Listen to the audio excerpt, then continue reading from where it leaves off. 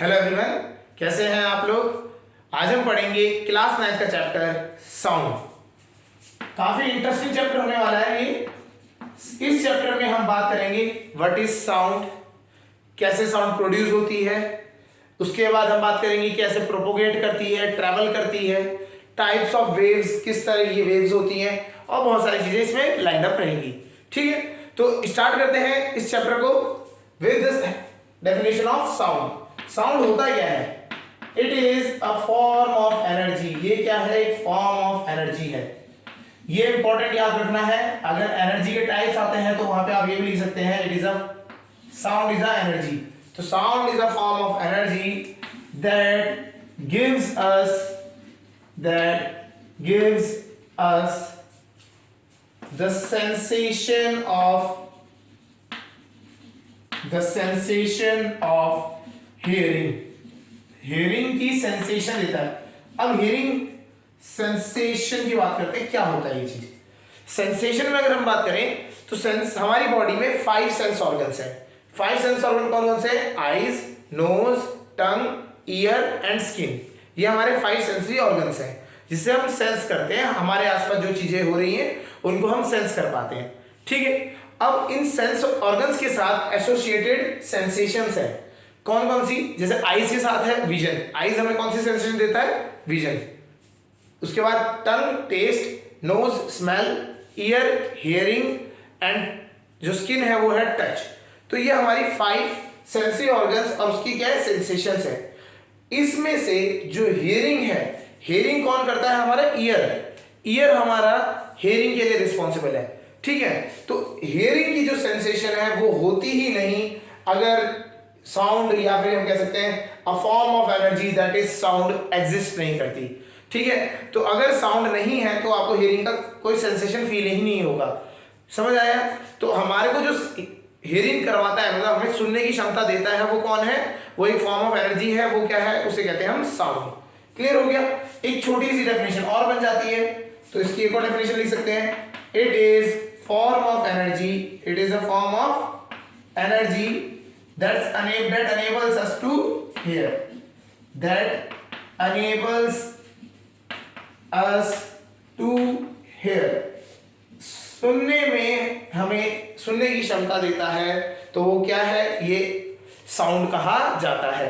तो हमारे आसपास जो चीज साउंड हो रही है, आवाजें आ रही हैं, ठीक है, उसी की वजह से हम अपने कानों से उन चीजों को सुन पा रहे हैं। तो साउंड एक एनर्जी है, ठीक है, एक फॉर्म ऑफ एनर्जी है जिससे हम क्या कर पाते हैं? सेंसेशन ऑफ हियरिंग मिलती है हमें।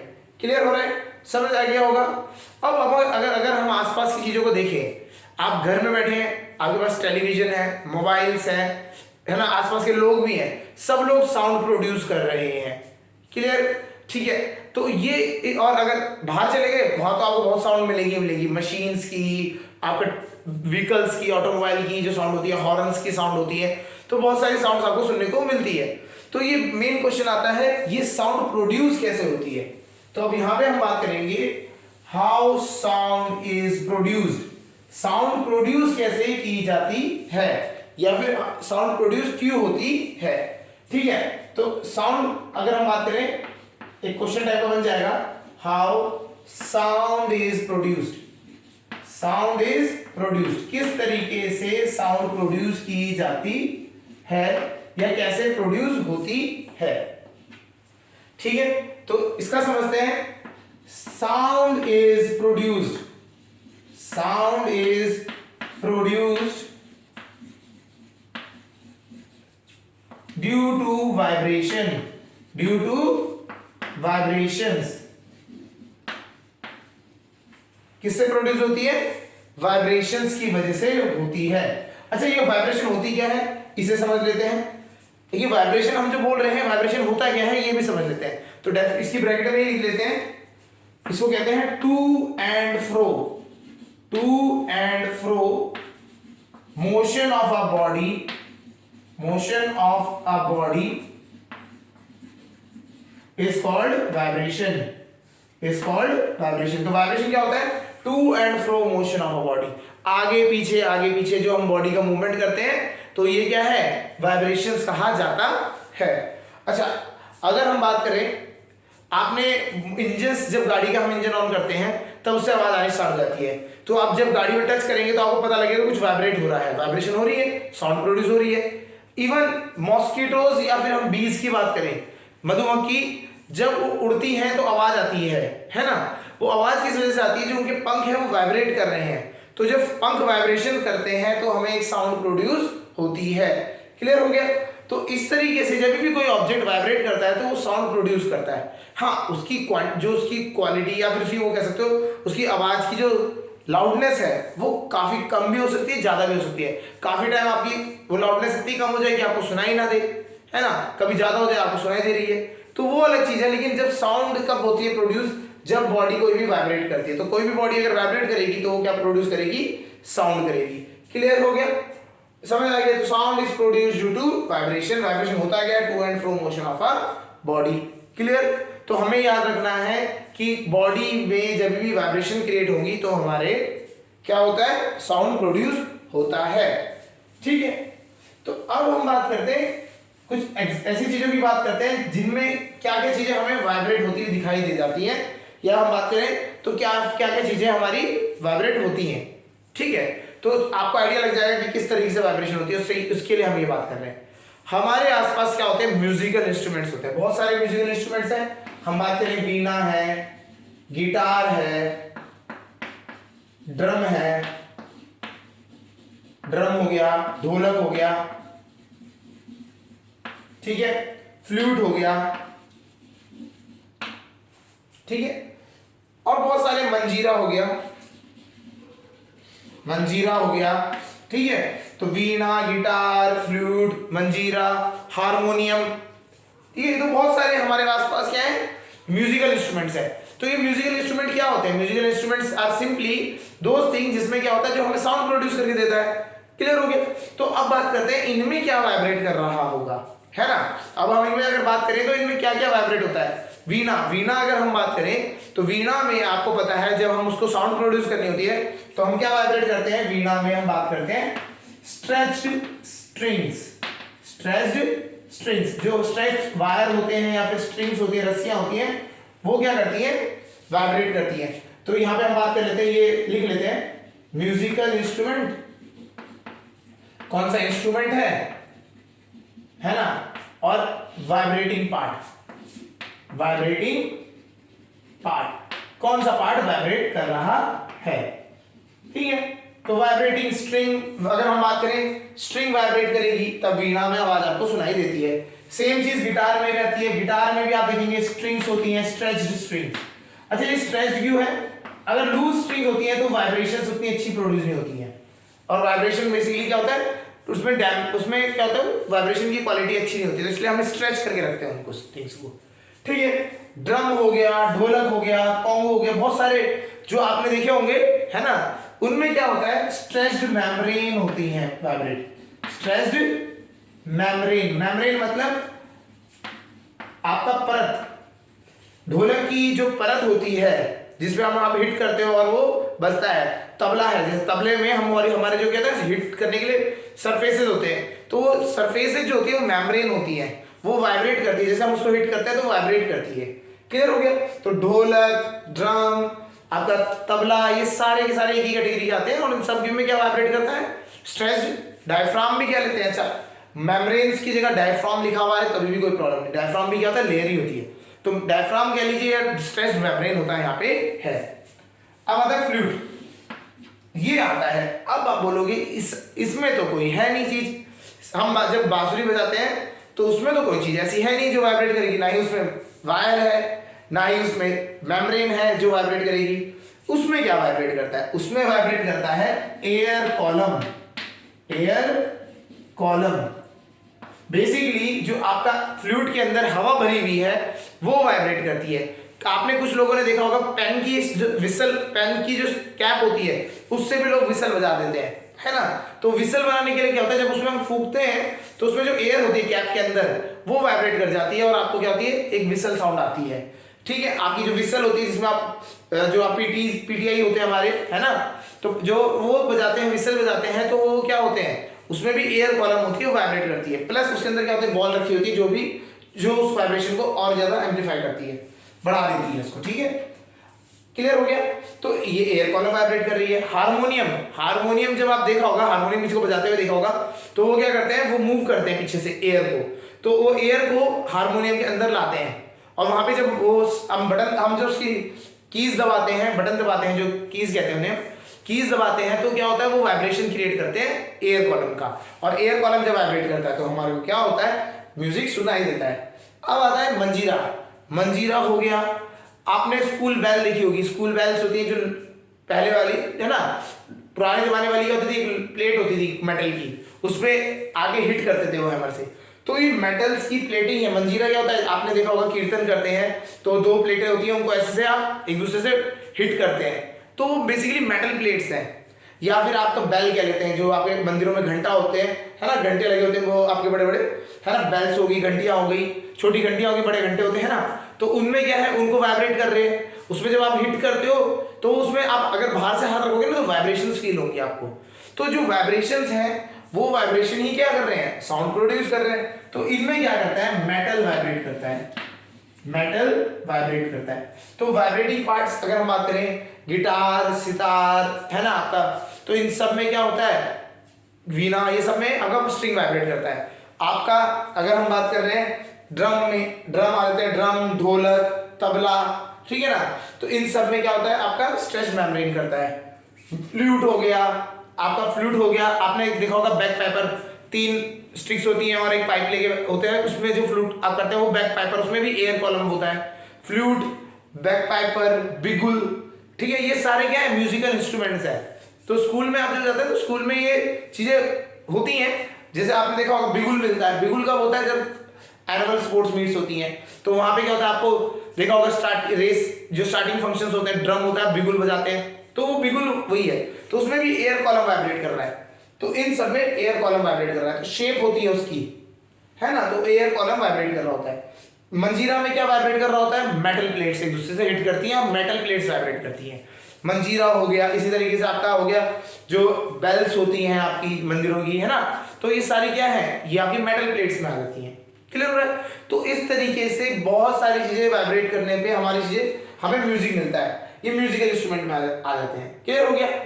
अब आता है ह्यूमंस में भी कुछ वाइब्रेट करता है क्या, अगर हम मैं जैसे अगर बोल रहा हूं तो आपको आवाज सुनाई दे रही है ना, तो ये जो हम बोल रहे हैं तो हम साउंड प्रोड्यूस कर रहे हैं, तो किस तरीके से, क्या रीजन, क्या चीज वाइब्रेट कर रही है हमारी, जो हम साउंड प्रोड्यूस कर रहे हैं।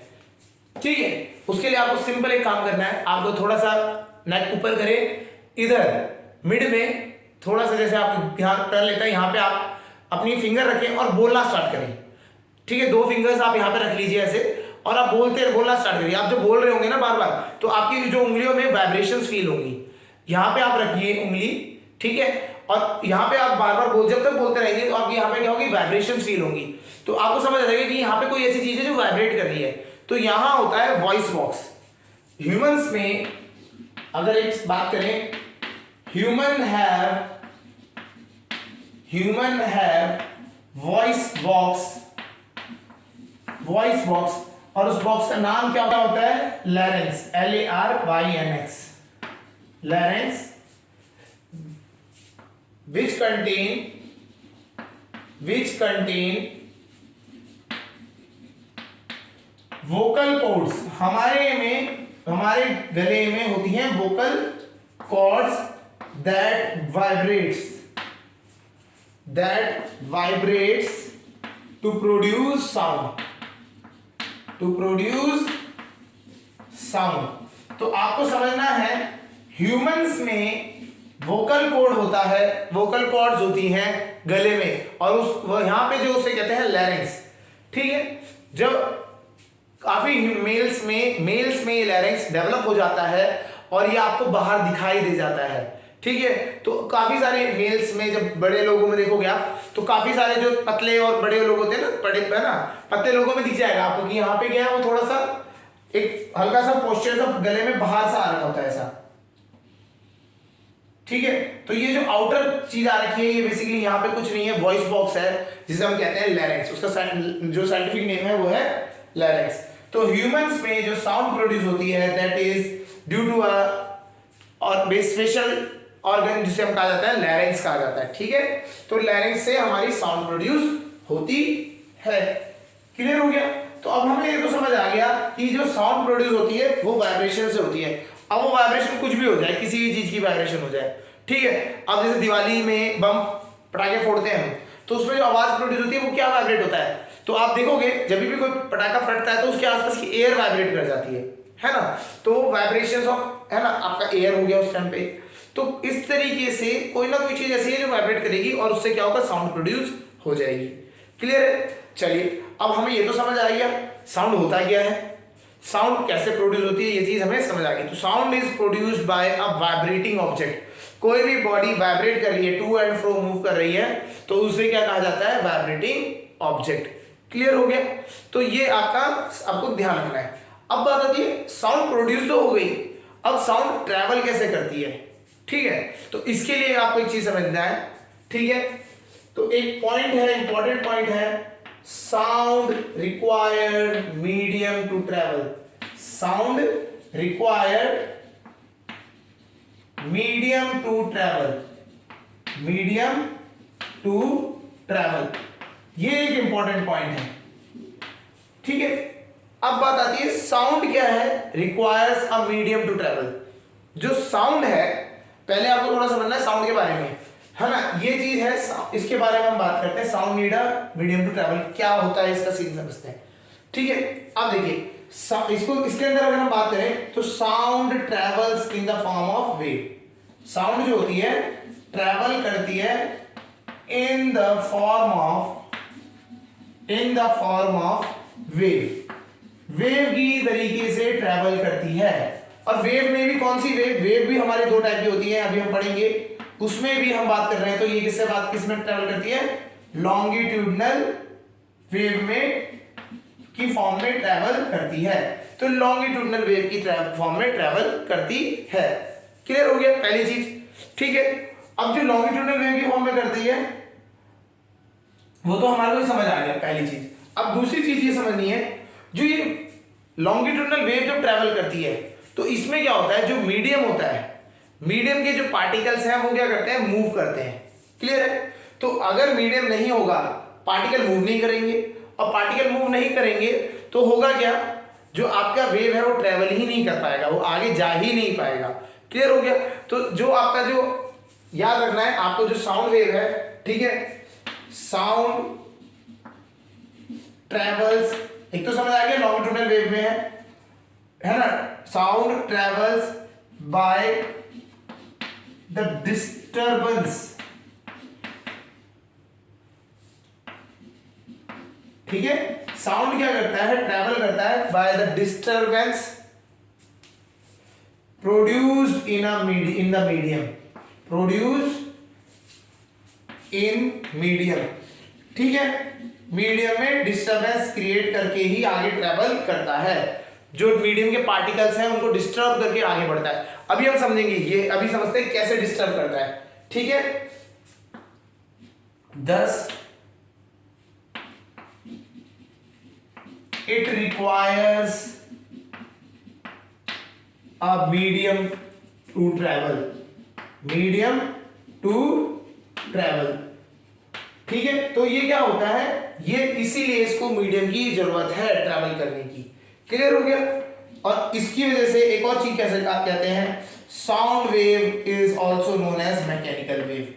Sound wave is also known as mechanical wave, ठीक है। इसी वजह से क्या होता है, मीडियम रिक्वायर होता है, तो इसलिए उसे क्या कहा जाता है, मैकेनिकल वेव कहा जाता है। अभी मैकेनिकल वेव होता क्या है, मैकेनिकल वेव होती है, wave requires medium to travel, requires medium to travel. जो वेव मीडियम की वजह से चलती है उन्हें क्या कहा जाता है, मैकेनिकल वेव। और साउंड जो है वो मीडियम की वजह से चलती है, इसीलिए साउंड को भी क्या कहा गया, मैकेनिकल वेव कहा जाता है।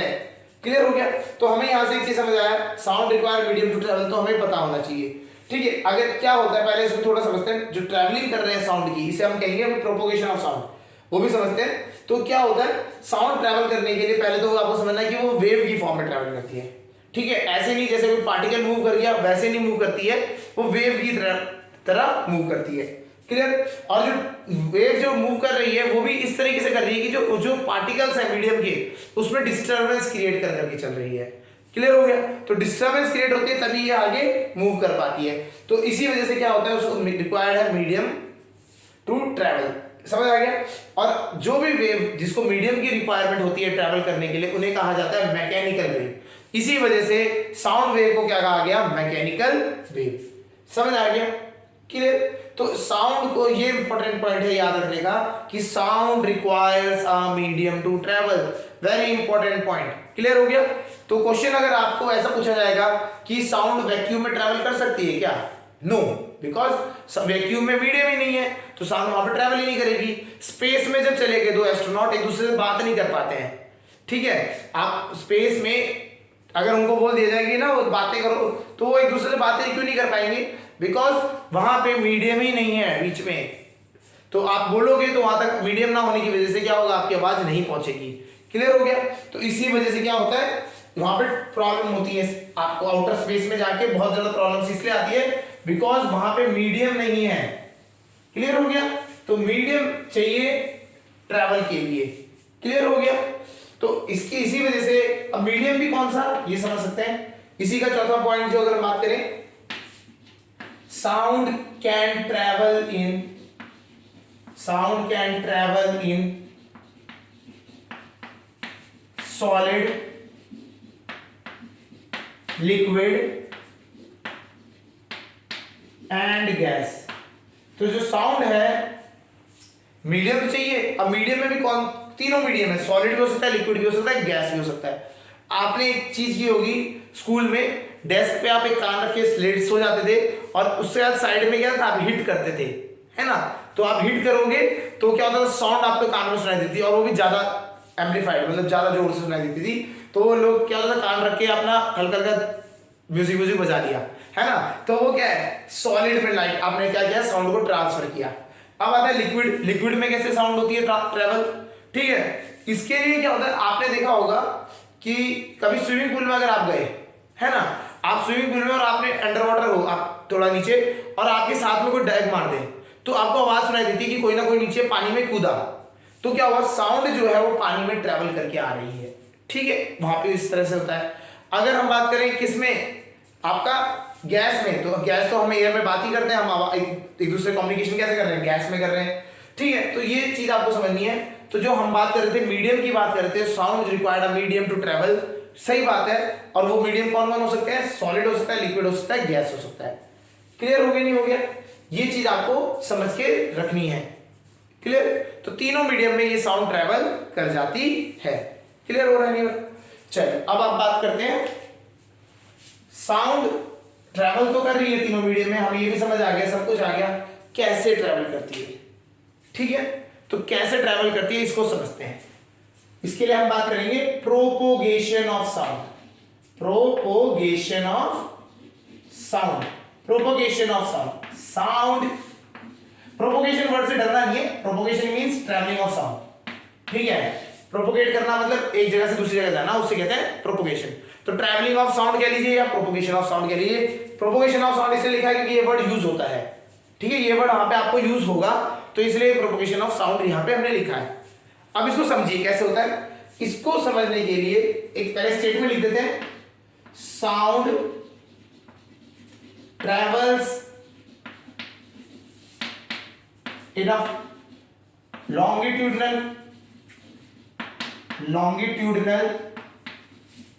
वेव फॉर्म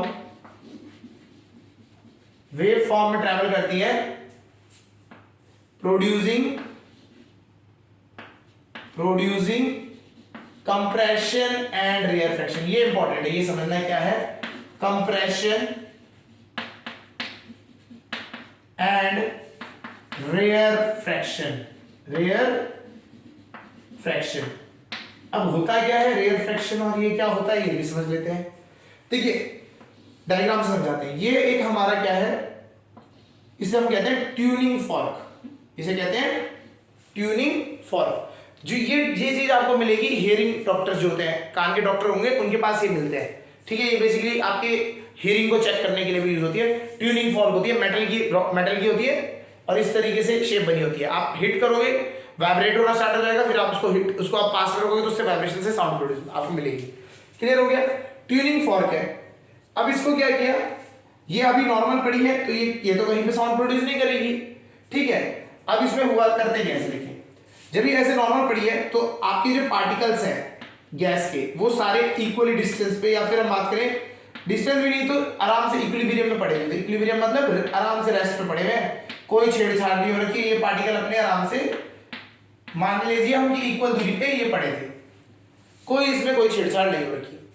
अब क्या हुआ है, आप इसको वाइब्रेट कराने लगे, इसको ट्यूनिंग फॉर्क को वाइब्रेट कराने लगे। तो वाइब्रेशन में दो केस होते हैं, ये था आपका एक बारी बैक साइड पीछे को मूवमेंट, और फिर एक बारी आगे को मूवमेंट, या इसी में बना देते हैं।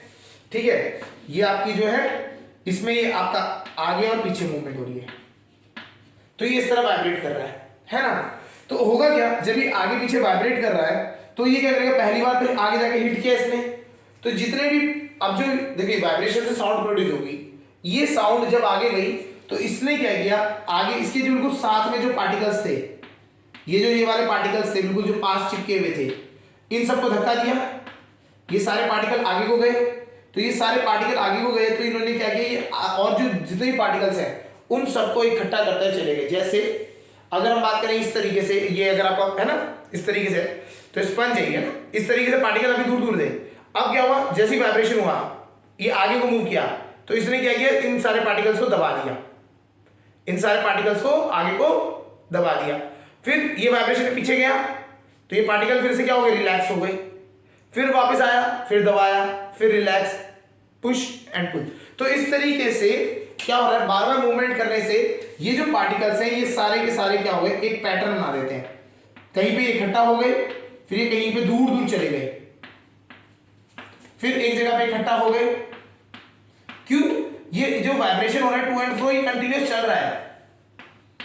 जब ये आगे को मूव करेगा तो कंप्रेशन क्रिएट हो गया, इसे कहते हैं कंप्रेशन, या जहां पे डेंस हो गया तो उसे कहते हैं कंप्रेशन। ठीक है, जहां पे बहुत सारे इकट्ठा हो जाते हैं उन्हें कहते हैं कंप्रेशन, या हाई डेंसिटी जहां होती है। और जहां पे जब ये पीछे को जाएगा, रिलैक्स करेगा, ये देखो आगे को मूव किया तो इसने कंप्रेशन क्रिएट कर दिया, पीछे को गया तो इसने क्या क्रिएट कर दिया, रेयर फ्रैक्शन। रेयर फ्रैक्शन मतलब जहां डेंसिटी कम है पार्टिकल्स की। फिर आगे compression, compression, rarefaction, compression, rarefaction, compression, rarefaction, ऐसे ये बनाता चले जाता है। क्लियर हो रहा है नहीं हो रहा है? तो पहले पार्टिकल्स आपके बिल्कुल ऐसे शांति से पड़े थे, दूर इक्वल डिस्टेंस में, कोई इसी से कोई मतलब नहीं। अब क्या हुआ, जब ये वाइब्रेशन होने लगी तो ये पार्टिकल क्या हुए, एक बार आगे कंप्रेस हुए, तो ये कंप्रेस हुए आगे गए, फिर रेयर फ्रैक्शन आ गया पीछे को, आगे पीछे, इस तरीके से जब मूवमेंट करी तो जो एयर कॉलम है, आसपास की जो एयर है या मीडियम है, उसमें भी क्या हुआ, वाइब्रेशन होने लग गया। कैसे, इधर उधर से। क्लियर हो गया? अब पार्टिकल, आप सोचोगे पार्टिकल मूव कर गया क्या आगे?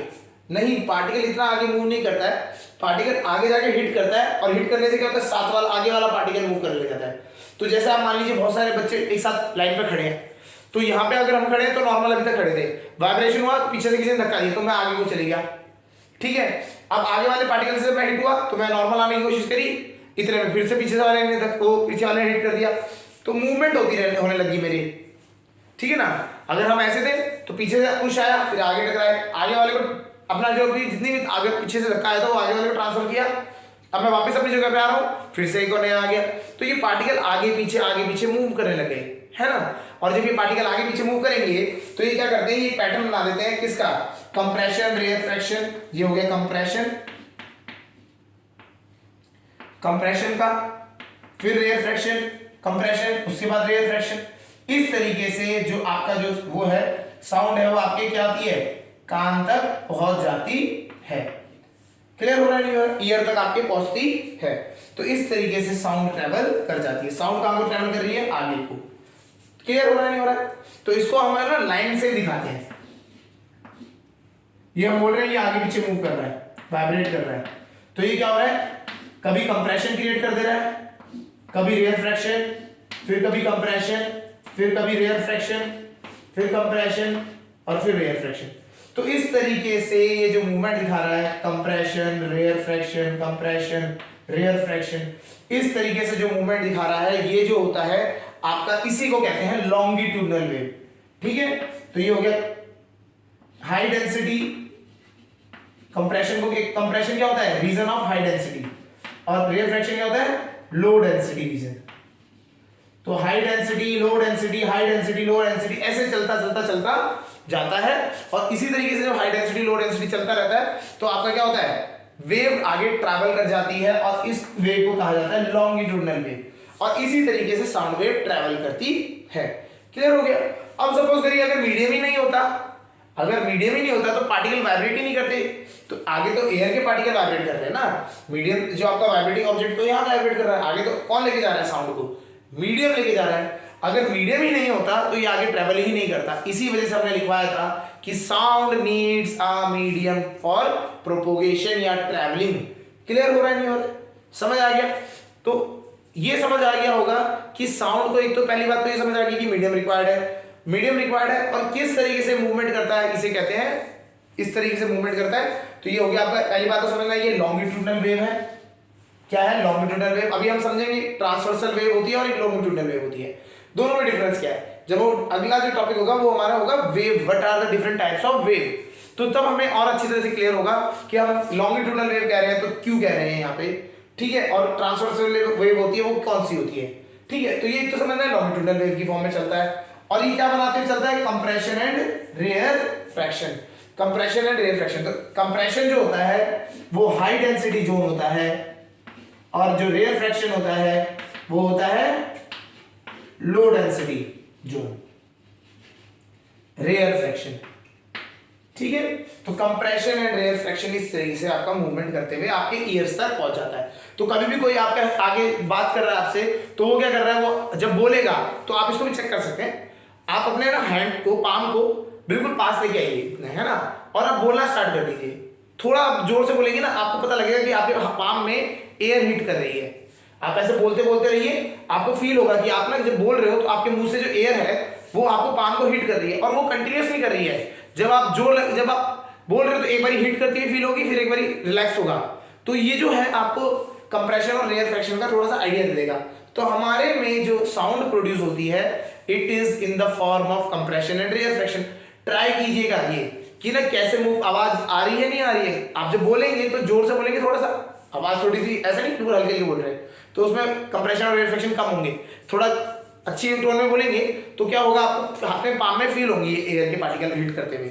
इसी तरीके से वाइब्रेशंस आपको फील करनी है, तो आपको कहाँ पे रखना है हाथ, इस जगह पे, आपके जो विंड पाइप है उस साइड पे आपको रखना है, तो आपको वहां पे वाइब्रेशंस फील होंगी।